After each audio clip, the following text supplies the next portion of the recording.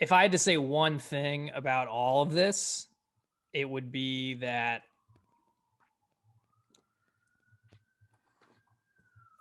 all we can do is, I don't fucking know. I have nothing to say. Oh, yes. Oh, God. Yes. Welcome back to Is It Still Good? This is the show where we take our rose-colored glasses. We take them off. We give a big speech to a bunch of horrible people. We tell them that we love them, and then we play the YMCA and we leave. And we leave our glasses on that stage as we board a helicopter, never to return. So it is without the rose-colored glasses that we are forced to look back upon the culture of our youth. We are two grown-up film students. We fucking hate growing up. I'm never going to be a Toys R Us kid. I'm Bear Kennedy. I'm back in the Windy City, back in the winter hellhole of Chicago, after seeing way too much of the country out of the window of my Subaru. And joining me, as always, Andrew Carter in Los Angeles. I have the hiccups, so just bear with me. It's bad. It's bad. I apologize in advance. I'm trying. There we go. I'm trying to get rid of him. We're trying to get a handle on it. It's been multiple minutes, so we figured multiple we'd just minutes. Plow ahead. We're gonna power through. I'll mute myself when I'm not talking. Oh, there we go. So we are going to discuss inaugurations today, specifically the 2001 inauguration of George W. Bush, because that was 20 years. It's 20 years ago today. And so we watched that in preparation for this, as well as Biden's inauguration. My first question to you, Bear, do you remember the inauguration? Do you remember any part of it when it happened, seeing it live or watching it at all? Not really. I don't have any real active memory of watching it. And just for context, when we entered the new year here, Carter and I were looking back and thinking, all right, 20 years ago was 2001. I was in 7th grade, going into 8th at the end of it, and that was an interesting time. So I was in 6th grade. No, you would have been one, but yeah. Excuse me, yeah. So we figured, okay, as much as possible, we're going to look back 20 years of 2001 and see if there's anything interesting this year, and try to keep on theme a little bit. So we did start with the George W. Bush inauguration. I don't remember this, like, watching it at home. I don't remember what day of the week it was. I probably should have looked it up. I might here in a minute, but I feel like I probably watched it in social studies class on the TV cards, because if it was a weekday, it would be middle of the day.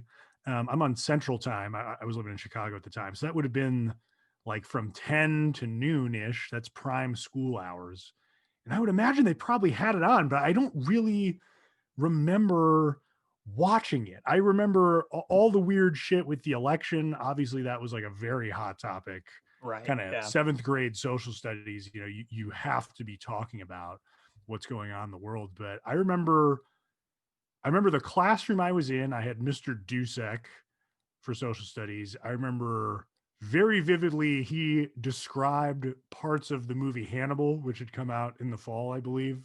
For some reason, he was really telling us about the Ray Liotta brain scene. And I remember there was a girl who I had a big time crush for, who had really nice hair. And I can picture her hair very vividly. And I believe I later asked her out on Instant Messenger and was roundly rejected. What was your Instant Messenger name?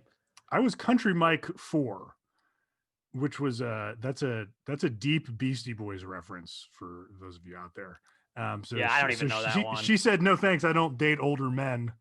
And I said, I only look 30. I'm 12. No, I don't know if she said that, but I did look like this, which is alarming. So I don't know. I really can't remember watching this. I did watch the entire hour of it on YouTube, which went into the luncheon and everything after. You watched after the ceremony. I watched the luncheon. I watched the hour. I committed to watching the full video, and I had no intention of watching the Biden inauguration, and you told me I had to for the show, so I then watched the majority of that. I sped through some of the boring shit in the beginning. Yeah, me too. Yeah, but I that watched it was because it was on this morning, so I caught the majority of it. I turned on the Bush one while the Biden one was happening because I was like, well, I need to watch this, and I don't feel like watching the Biden one. You're double So that's what I fisting. was doing while the world was watching Biden. I was reliving George W. Bush's inauguration. What about you? Did you watch this? No, I don't remember it at all. I don't remember. I didn't even know what an inauguration was. Probably until like either Bush's second term or Obama's first term, because I didn't understand. I just didn't know what it was. Um, and I feel one thing that was interesting to me, and tell me if you It caught was a this, but Saturday, by the way. I just looked that up, so I wouldn't it have watched it in was a school. Saturday. So Um, fuck me. no, it wasn't. It was yeah. So it wasn't on in school, is what you're saying. Did you notice it was the 54th inauguration, but Of Bush was course. like the what was he, number 43. 43, I think. So how is that possible? Either they didn't do inaugurations for multiple term presidents, or Oh, right. Right. There what you did they say? go. The 54th inauguration. Yeah, 54th and he was 43. So but Yeah, so wait a they minute. had. By that logic, wouldn't it mean that they were doing less? Like they'd be having less inaugurations? Yeah, you're right. I have no fucking idea what that means. No. They would have less presidents than inauguration because, for instance, FDR got inaugurated 4 times, Oh. but he was only. That's good trivia. Maybe the 35th president.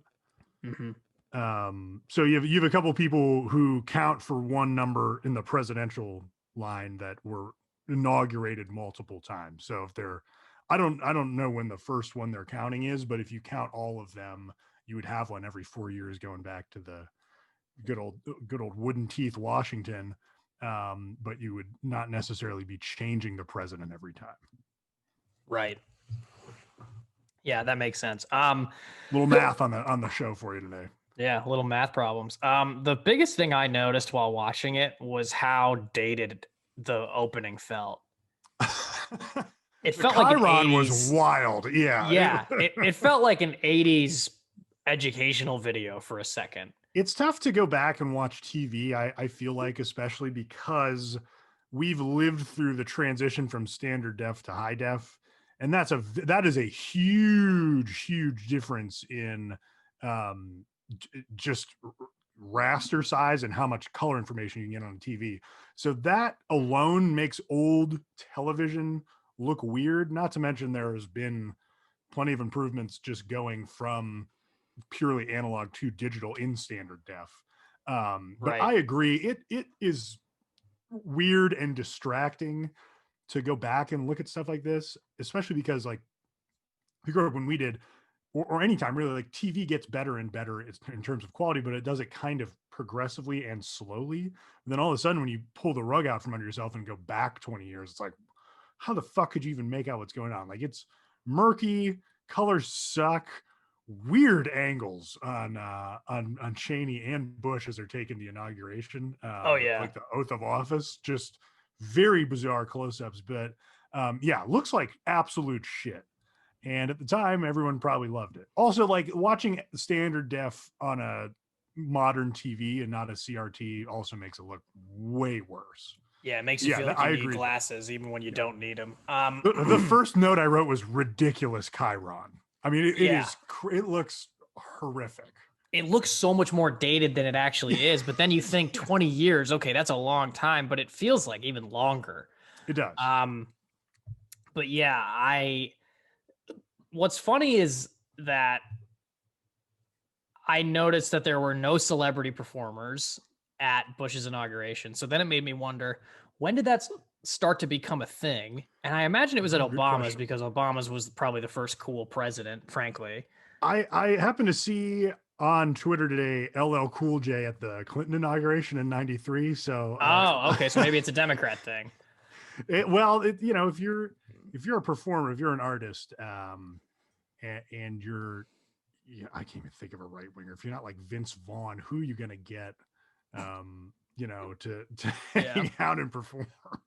Dude, at Trump's inauguration, lest people forget, he had fucking Three Doors Down Yeah. covering Smash Mouth, Yeah, which is exactly. by far the most tragic thing I've ever seen. That's like very hard to imagine actually listening to Yeah. that on purpose. Ugh. Yeah, it's incredible. I can't I almost can't believe that he's gone. It's like it's surreal to me that he's gone. Yeah, well, it's going to remain surreal as things continue to not improve, but it is weird. I mean, he's been the center of attention for 5+ years. Yeah. So it's I don't know. It's very strange. Yeah. Um yeah, really I weird. almost can't accept it. But anyway, back to Bush's inauguration. God damn it.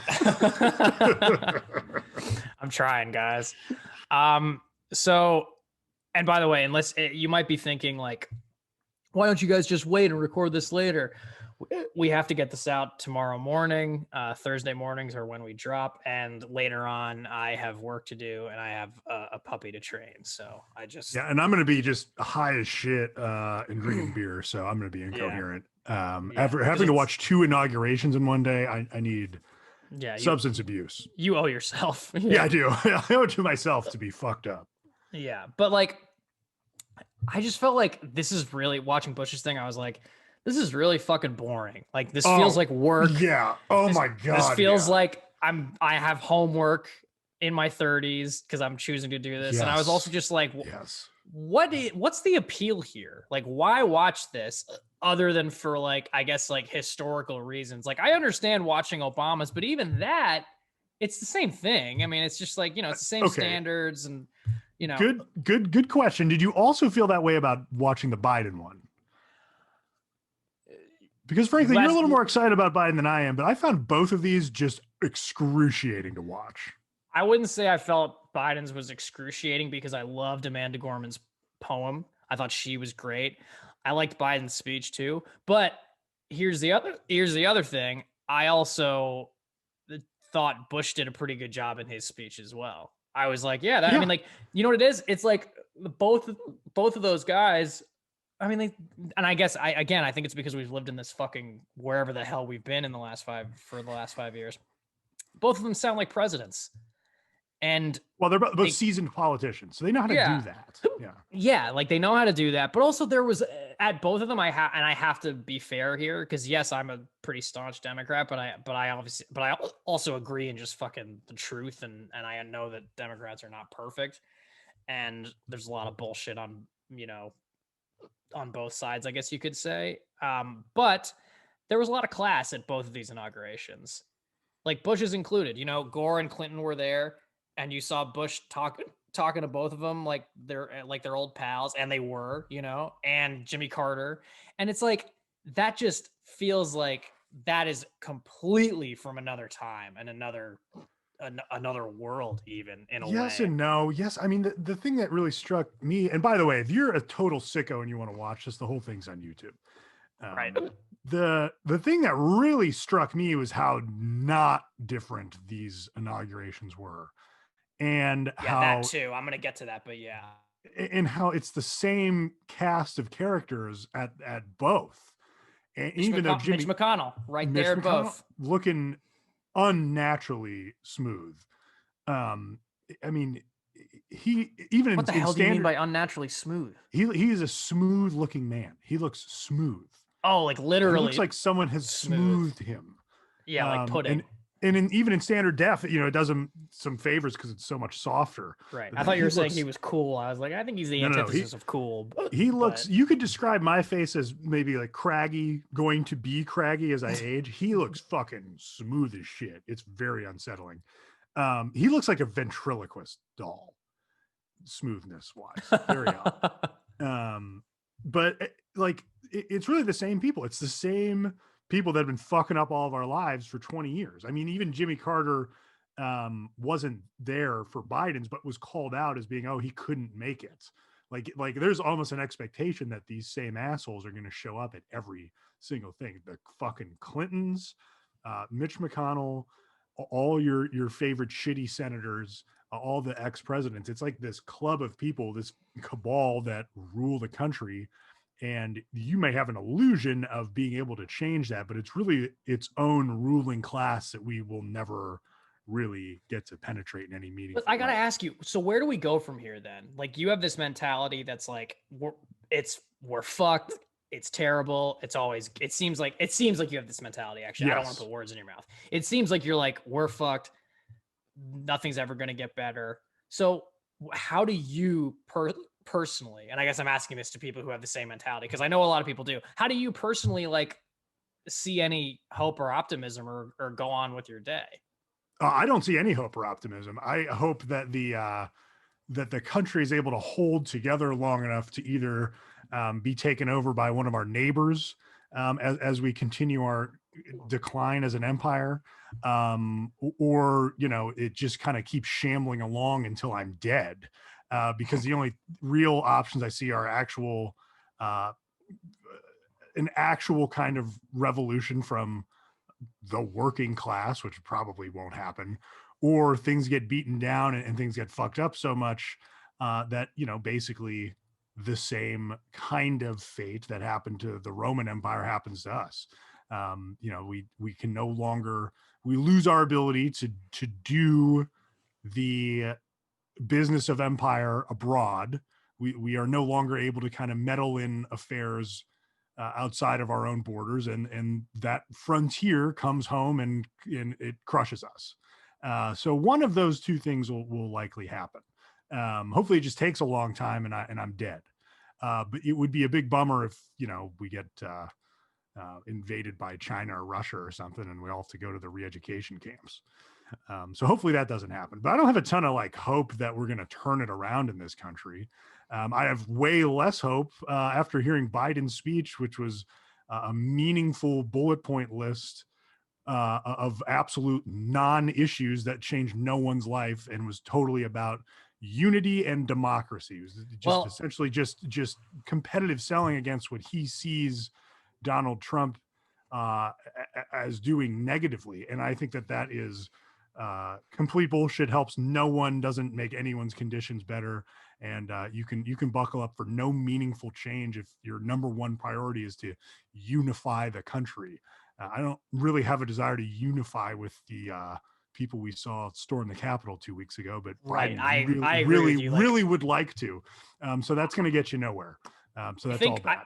no, I think what it is like, at least my take on it is, I agree with you. I don't want to unify with those people either, and I'm not one for, quote unquote, creating division, but a line does need to be drawn. And those people, the Proud Boys, who have now turned their backs on Trump, by the way, they are beyond help. They are beyond reason. Like there really is no reasoning with them. They have to come to these conclusions that they're wrong themselves, which they more than likely won't do. But I've said it before and I'll say it again. If a fucking neo-Nazi can realize the error of their ways, there's hope for everybody. But here's the thing that I liked about Biden's speech, and I feel like I've never heard this in an inauguration speech. Granted, I haven't watched a ton of them, but he called out things that were pretty ugly stains on America's history, which I appreciated. How he was like, like white supremacy and racism, basically more or less like, this has got to stop. We need to do something about this. And I thought that was pretty good of him to call that out, because I think one thing that America America suffers from a lot, and this shouldn't be news to everybody, is blind patriotism. And it's ridiculous. People need to understand that our country is very fucking flawed. And when people say like, no, it's not a perfect country, but still the greatest country in the world, I'm like, I don't think it is the greatest country in the world because of those things, but I don't think it's a piece of shit either. I just think it's very flawed, and I think it needs a lot of work. And I think, unfortunately, it kind of comes back to my earlier question, where do we go from here? Because, like I just said, a line needs to be drawn, and, certain people just can't be reasoned with. So then it's like, what do we do? What do we just fucking kick them out of the country? Yeah, that'd be great, but we can't do that. So, You don't kick you them know, out of the country. You just hope that as things continue to deteriorate, people are awakened to the fact that they need more and deserve more, and hopefully that turns into a bigger leftist movement that gets to the point where it's cohesive enough to actually demand change over the Democratic Party, which it can't do right now. So what change are you talking about specifically? I mean, we're in the middle of a pandemic. We're having 9/11 every fucking day. Like, could Well, we yeah, of do course. universal health care for the love of Christ? Yeah, Like, yeah, can we do that? Can we yeah. I agree. address climate change and start making any kind of meaningful Yeah, changes to the right, amount of emissions we put into the world? Because right. we're going to be cooked fucking alive if we don't do that. So that's Yeah, what I when you agree ask with me what you. I hope for, I hope that doesn't happen before I'm dead. I mean, I hated Biden's speech for a number of things, but you're right about the blind patriotism. Even Biden said, "We've never failed as a nation," uh, as a direct quote, and then immediately talked about suffragettes being barred from the National Well, Mall. he And said, I I was heard like, that too. "It's a I undertaking." heard that too. And I was like, wait a minute. But he said, we've never failed as a nation when we've worked together. There was a pause. And Yeah, do you think that it women's took me a suffrage second. was the result of people working together? No, There but I'm wouldn't need saying to that be women's suffrage if there wasn't an opposing movement. That's the I opposite of agree. working together. I agree. But I'm just trying to give him a little bit more credit because I don't think he's that fucking oblivious. You know, I don't think he would say we've I, never failed as a nation. I So don't know. I mean, not people point like blank him like that. believe in the American exceptionalism. I mean, even I don't remember who it was, but either him or Bush said something about it, like, "Oh, things that are important, opportunity. Opportunity is bullshit. Things that are important are like making sure everyone has like a place to live, that like basic needs are met, even if everything else Right. fails. And we Well, that's super what's so don't have that. frustrating about this country is that basic needs are not always seen as human needs, They and are absolutely somehow they've not. become politicized when they shouldn't. You know, Yes, like because I'll get off the high horse here, but it's because of capitalism. It's because all right, these elected people don't serve the people they're elected; they serve the forces of capital. And if you say something like, "Hey, why don't we give a bunch of homeless people a place to live?" A bunch of people who own real estate say, "Go fuck yourself," right, and there's yeah. no mechanism with which to combat that because it's We've been talked about stripped this from them. before. It goes back to their bottom line. Yes, Like that's what they care about, and it's extremely frustrating because you know, dude, racism has become a political issue. Like that's you know, first of all, race is a construct, number one. And number two, the fact that it's a political issue is disgusting because it's just, I can't even believe that some people have different opinions on this type of thing. You know, but plenty of people do, racism is wrong, period. End of and again, story. do you want to unify with people who really enjoy flying the Confederate flag? Right. No, fuck No, you. No, no, I don't fuck want to them. unify with these people. Eat Exactly. my entire dick and balls. But again, that goes back to like, so what the fuck are we supposed to do? And it sucks. Consolidate power to make changes and then make them. I mean, if Biden came out and said, "I've got both houses of Congress and I'm in the executive office and I will fucking stack this court to get shit done. Get ready for some serious fucking change. I don't care. Like, we have to make things better because I'm tired of losing a 9/11's worth of people every day." That would have been awesome. He's not Right. capable of doing that. He doesn't get to where he is by laying a bunch of track, with that kind of behind him. He gets to where he is by placating people who will give him money, whose interests are almost always contrary to what people need to survive. And that's sucks. That's why, you watch Bush and his inauguration back to back. It feels similar. There's kind of a lot of dissonance between stuff they say and things that you either know about because we're literally from the future watching Bushes, or that it just doesn't play. Like Bush saying, we're going to confront problems instead of passing them on to future generations. Thanks Well, for the that, fucking Iraq war, you pile of shit. He yeah, says that didn't happen. we're going to reduce taxes. Gets a huge cheer from the I know, crowd. huge cheer. Yeah. Sickening. And then he said we're going to confront weapons of mass destruction, which I was like, that's hilarious given how everything panned out with Yeah, Iraq that and is, weapons of mass destruction. it's That was, painfully funny because oh, it's like, that was wow, you brutal. didn't, not only did you not do that, you lied about You doing that. You used that as an excuse to go invade an innocent country for years yeah. and He said gave, I don't know. I mean, in many ways, I liked Bush's speech better than Biden's. He had the sack to say all of us are diminished when some of us are hopeless. that he had some really nice sentiments. He didn't mean any of it. And functionally he did the opposite of helping people who are hopeless, but at least he lied really well. He also Oh said that God.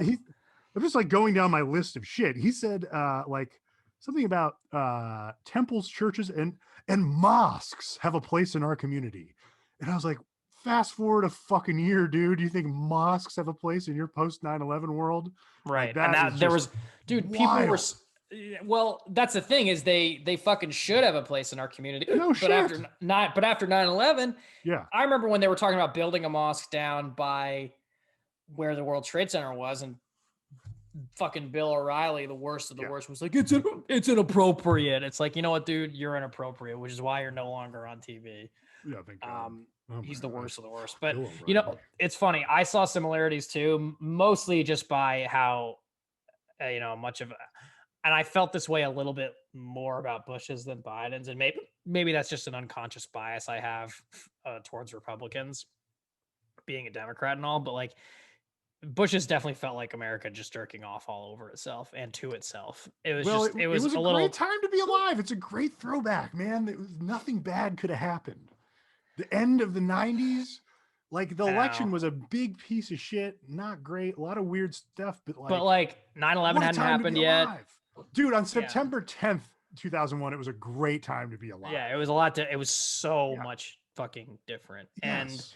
but the, just to get into a more of like of the like funniness of it, that army guy, the army officer who sang, his tempo was fucking something else. Not only My that, but they said God. like, here's a medley of American songs. Yeah. First of all, I will just say every song that has to do with America sucks ass, Yeah. I except don't like maybe any like of them. California Uber Alice if you count that. But this they said a medley. The guy just sang two songs next to each other. Yeah. Two songs next to each That was other it. It wasn't and like three or four. Like a medley, held I on. think you got to get to three. Yeah. Held on some notes longer than others just to try and change it up. And I was like, what are you doing? No one sings the songs like this, which was Awful, weird. awful. Yeah, so like I thought that was fucking weird. The choir was just kind of pointless. I didn't Hated it understand why they were there. because McConnell's from Kentucky, so he Right. did Yeah. have his Is he from Kentucky is he kid from going. Kentucky? Yeah, Okay.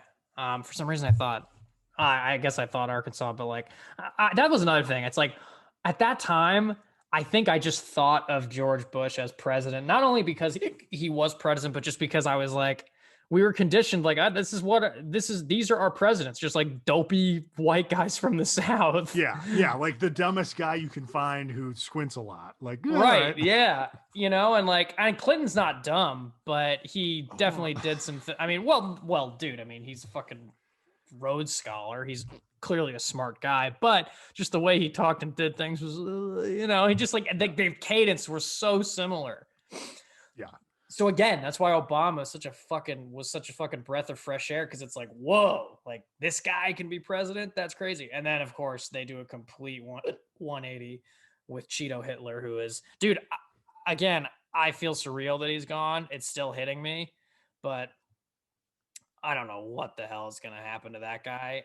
I got to tell you, though, the truth is always stranger than fiction. So I'm not even going to begin to try and predict what's going to happen to him, because I imagine whatever it is will be pretty unbelievable. yeah. I don't know. We'll have to see what happens if they actually.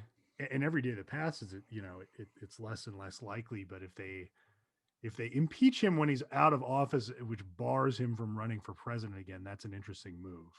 And especially That's what like, happens if they impeach him while he's out. yeah, if he is convicted in the Senate, even if he's not in office, he won't be able to run again. So they could stop him from doing that. And I don't know. Mitch McConnell said a bunch of shit about Trump in the last couple of weeks that's been pretty negative, whereas before he's either said nothing or backed him. And if you're him, like kind of the de facto leader of the Republican Party, you've got a large swath of your voter base that votes for your party because they love Donald Trump. Right. So do you want to piss them off or just get away from this guy? I don't know, but I mean, Well, he's stoking the fire. Lindsey Graham too. I hate them both, but like yeah, even they're turning their backs on Trump, which in my opinion, it's too little, too late. Too little, too late. Yeah. I can at least say, all right, you're doing the right thing now, but it doesn't matter because you didn't for the last 4 years, and of course It's you do it when he's out of office. You fucking pussy. very Excuse safe me, now. but Yeah. yeah, it's very safe now. You're protected. I mean, those guys are fucking spineless. They're cowards. But Yeah. Those guys suck. anyway, comparing inaugurations, yeah, I saw similarities too. The other, I don't know if you noticed this, but this is what I'm going to talk about some of the differences here in a good way. So, in Bush's inauguration, I saw one moment when it was time for him to come and give his speech, and I think they were raising what are those plastic things, like, I guess, I don't know, to help the glare or to Those are teleprompters. Oh, were there teleprompters? Okay, I couldn't tell, but so they're raising teleprompters. 3 black men were the guys raising the teleprompters. Probably the only people of color, except for the Reverend at the end who came out, that I saw at Bush's thing. Yeah. And at Biden's, not only do we have an African American and Indian vice president who's a woman, Obama was there. There were 2 black men that came up and spoke, one of which was a reverend. And that subtle difference, 20 years ago, about how, like, the only people that you saw working the event were black guys versus this time, there were multiple people of color in that audience immediately. And not only that, the guy who was spraying everything down with hand sanitizer was a white guy. And I thought that was really cool and interesting. And I don't know if you can necessarily call it progress, because especially of what we went through last year with George Floyd and Breonna Taylor and Ahmaud Arbery and just countless others.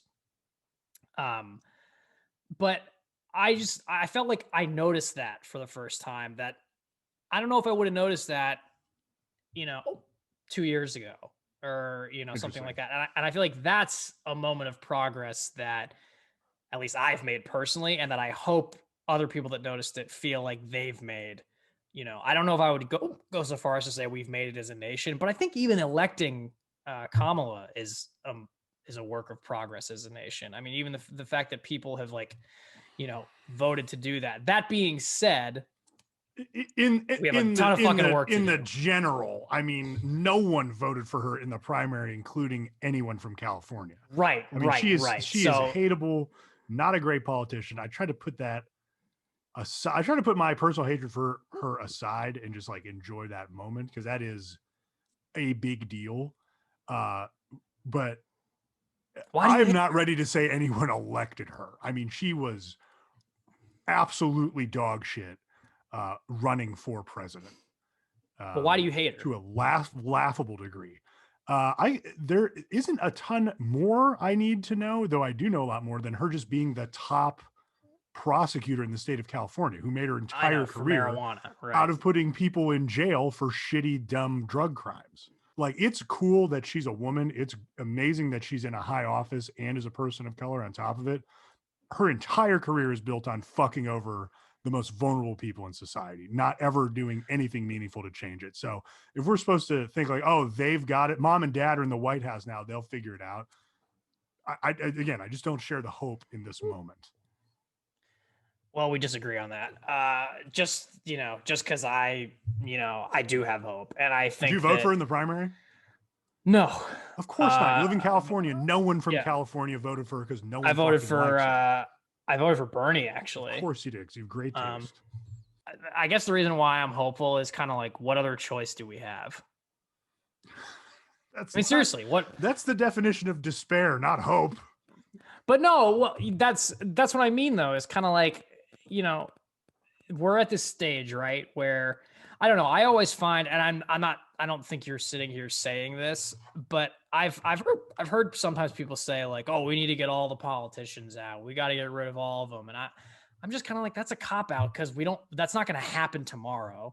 It's not going to happen in a year. It's not going to happen in 10 years. It's like, we've been alive for 30 years and this is how it's always been. So I'm not saying that we shouldn't do anything and, suck it up and not share our opinions. But there's also a part of me that's like, well, what else are we supposed to do other than, do what we can to make life better for the people around us and the people we care about, not just ourselves. but also I don't think that attitude of we got to get rid of all the politicians does anybody any good, because it's just, I just think it's, I guess you could call it wishful thinking, but I just think it's a little lazy and Well, a cop out. it's how it. I mean, it really it's how you're meant to feel through Right. American electoral politics. You know, oh, my vote doesn't matter. Let's get everyone out. You start to feel like you can't make a difference. I mean, that is really good for people who are already in power. That's very good for people who are conservative. You know, oh yeah, why do anything? Why change anything? You're better off not to. You don't have any power as a person. But you're right. You can make life better for those around you. You can make, a difference in people's lives in your immediate vicinity. And when you see a moment come about, like the Bernie Sanders campaign, or anyone at your local level who is clearly more on the activist side and not just, standard bearer for the status quo, don't hesitate to give them your support or your money or your time or all three. You gotta, it's not a license to give up. I'm not any less angry or less fired up to advance a leftist cause because of all this stuff. It's just that, there's not that much that's cohesive enough to make any real demands of the Democratic Party right now. So you just kind of got to live with it. But Right. I'm never going to stop being angry about things. I think you're just angry about it. I think how have you been angry about it since you were a kid? Like, I think, when did you start? When did you get angry for the first time? When did I get angry for the first time? No, Probably as my eyes opened and I saw the world as I exited my mother's vagina. I'm talking about this, like about politics. I think we were all born angry. Yeah, I was certainly born angry. I wasn't like super politics guy for a really long time. I just kind of thought the same thing. Oh, this is dumb. I was definitely one of these like dipshit libertarian types for a long time, which is like, hey, everyone just, personal responsibility, leave each other alone.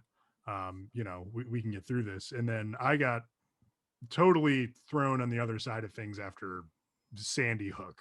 Sandy Hook, for me, just broke me as a person.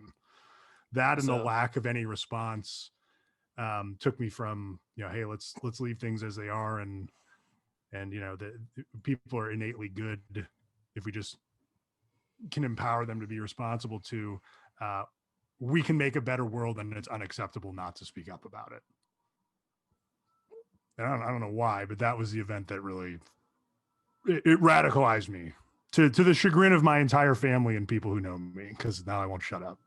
I remember when that happened. I sat in my car and fucking sobbed. It was horrible. Awful. And it was also like, I mean, not that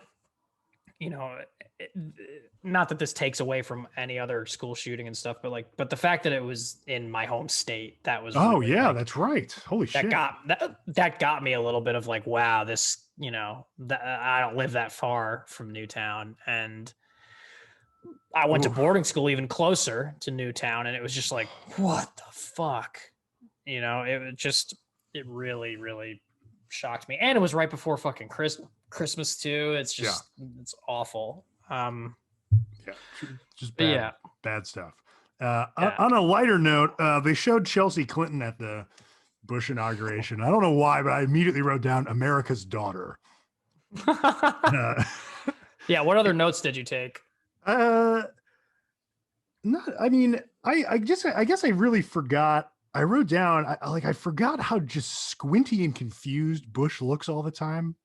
Oh yeah. I feel like, Will Ferrell's entire impression of him was based off of that, but it's been a while. It's been, a decade and a half since, or not quite that long, but it's been long enough to where he's not in the public sphere all the time. Right. And I just forgot his like affect and his squinting and just like looking really confused. Yeah. Constantly. All the time.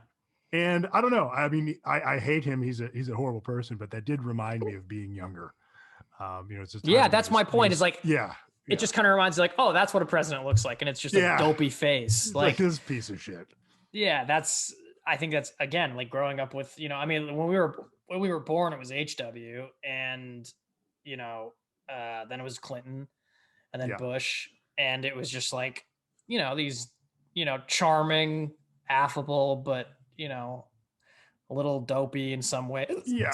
just older Southern white guys who are just like, all right, Yeah. Like, oh, I don't, that's just the president. that's what a president is. Yeah. Yeah. So I don't know. I think Biden, it's funny. You could, I guess, put him in that category, but he's not from the South. And I got to say, that does make a difference. Like him not having an accent, it does make a difference. I know it sounds funny to say that, but it does. Like there's Yeah. there's no dopiness with him in that way. I like Joe. I feel like I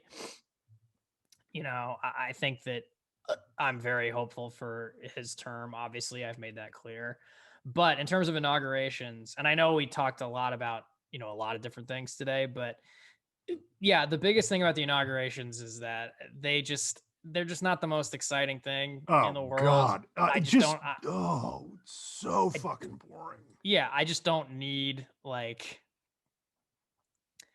I don't Even know. even like this was a historic inauguration Right. with Kamala Harris. Like it really. Right. I've spent too much time talking about how I hate her. This was a reason to watch an inauguration. Was like breaking down a huge barrier to have a woman in that high of an office. Also, a big barrier that she's African American and part Indian. That is as far from Dan Quayle as you could get for a vice Yeah. president. And it's awesome. That's a big deal. It was still fucking boring. Like just Yeah. tear inducing, boring, just terrible. Just the Did you worst think one was songs. worse than the other? One was more boring than the other? The I think with the Bush one, I since it's on YouTube, I believe it's condensed. So I think things happen a little quicker. Whereas with the Biden one, I eventually just had to skip through it because getting everyone on to I guess the balcony or whatever That took forever. fucking for oh my Yeah. God. I don't know if that was COVID or what, but holy shit, that took forever. Yeah. I started it, and then like that was happening, and then I went and took Bill out to go to the bathroom and came back, and it was still happening. And I was just like, are you fucking kidding? I mean, Lady Gaga absolutely can sing. As She's every dad amazing, would say, yeah. she's got pipes. Same with J Lo. But again, the J-Lo, highlight was Amanda Gorman great. for me. Her poem She was good. amazing. Yeah. I mean, she stole the show. You're really rolling the dice with having a poem, because that could go extremely boring or like uncomfortably earnest. But I think she did a good job. I mean, Garth Brooks was so weird to me. That was objectively the funniest thing that happened. That was very strange. That was weird, but not as weird as the army corporal singing the medley. That was the pseudo medley. Stupid. That was the weirdest thing ever. I'm going to put my foot down that you need at least 3 songs for a medley. I think if you get into 5 songs, it's a review, but 2 is not a medley.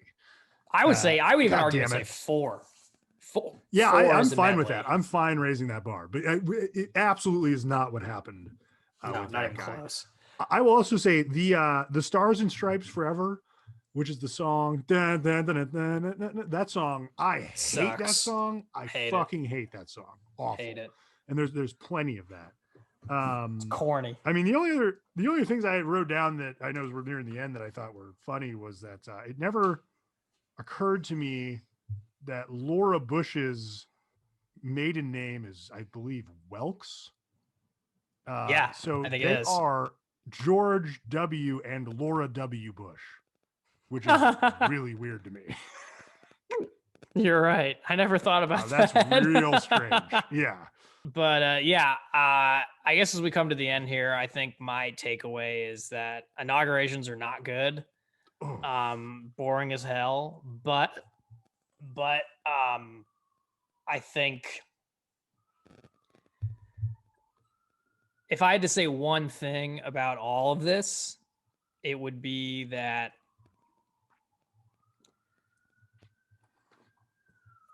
all we can do is, I don't fucking know. I have nothing to say. I It feels can't like lie. going to church. They talk about Yeah. God way more than they should. Oh yeah, they get It's real boring. Christy. It lasts forever, and you're told that, oh, you're witnessing history. Like you're doing something Every important. time. Yeah, And every yet, and time yet, you're it, and witnessing yet, and you history. literally are witnessing history, but it has that same tenor of like going to a full Catholic wedding where they do the mass. And you're like, motherfucker. Like And it's like 90 minutes. I just want it to end. Like it's the exact same experience. And that, for that reason, I think these are terrible. And I hated watching the Bush one, and I don't recommend it. And so thank you, Carter, for coming up with this. I appreciate it. It was kind of a funny idea. Yeah, it was a hilarious idea. It was just, Yeah, don't watch oof. it. It's not worth it. Biden one you should watch just for Amanda Gorman's poem. And I thought Biden's speech was good. And just to see Kamala get sworn in is you just want to be cool and historic. liberal with the fast forward. Yeah, definitely. Well, you're welcome for another politics episode too. So here we are. Oh yeah, we do. This is another politics episode, which is fine. I don't anticipate we'll keep going down this road, but I think that, you know, with everything that's gone on, it's, you know, it's kind of like what Bear said. You can't just, it's not the time to be silent anymore. You know, it's just not. And I think that, it's also not black and white. You know, it's really, there's a lot of nuances and a lot of, I mean, like, you know, I feel like Bear, if someone didn't know you, but they heard this episode, they might be like, well, wait, he hates Kamala? Oh, well, then he's probably like a Republican or something. And it's like, no, not even close. No, there do exist criticisms to levy upon the Democrats that do not come from the right. Right, exactly. There are plenty of them that come well, from dude, the left. Look, I mean, like I've said many times, I'm a staunch Democrat. I also live in California, and there's a lot of problems with this state, and there's a lot of hypocrisy, and I'm not gonna not call that out. Having said that, I'm still proud to live here, and I love it here. But you know, that's why I think that kind of comes back to the whole like blind patriotism thing. I always find it weird. Every time someone says, well, it's still the greatest country ever, there's always this like this defense with it. And I'm like, if you have to defend something that much, you probably don't even believe it either. You probably just think you have to say it because you'll be, you know, strung up if you don't. And I just don't buy that. Do I think California is the greatest state ever? I mean, no, I guess not. But also it's like, what the fuck do I know about the greatest state? I haven't been to all of them, number one. And number two, like, I just think that's, for people to say that so willy-nilly, like it's the greatest country ever, it just makes me think like, what the fuck do you know? How do you know? Like, all you can say, honestly, is how you feel about it. And which is basically like, I think you should either be like, yeah, I love it, I like it, I love it and hate it. I don't know. It's just, but to say definitively it's the greatest country ever, I've always had a problem with that. And I've always found it to be a very mob mentality. And I just don't respond well to that shit at all. I never have. Well, when you watch an inauguration, you have all this fucking pomp and circumstance around America. Right. It's supposed to get you jazzed up for it, but I'm telling you, it's so boring. It does the opposite for me. I'm just kind of like, it does it hard for me. Yeah, it's weird. It just makes me kind of be like, ugh. But anyways, guys, inaugurations are not good. Oof, no, boring as hell. Good for the, as you said, like the historical aspects of like seeing Kamala get sworn in. Amanda Gorman's poem is very cool, and I personally liked Biden's speech. I also like Biden and Kamala. I'm excited to see what they do. That being said, I'm still very like in a surreal state of mind of like, is Trump really gone? Is he really gone? So, you know, well, I just have a really bad feeling that like I'm gonna wake up tomorrow and he's gonna be like, surprise, you know, and it's like, oh fuck. That's pretty good Trump. Oh, thanks. It's terrifying. But yeah, that's where we're at. I promise this will be our last political episode for a while. That was a really good try. I didn't expect you to be able to do it that well. Maybe you just have one word in the chat. I think it's probably just the one word. Yeah. I don't even think I could do it again right now. But thanks for listening, everybody. We will see you next week for something more pop culture related. Yes. Fun, I guess. Goodbye. Bye.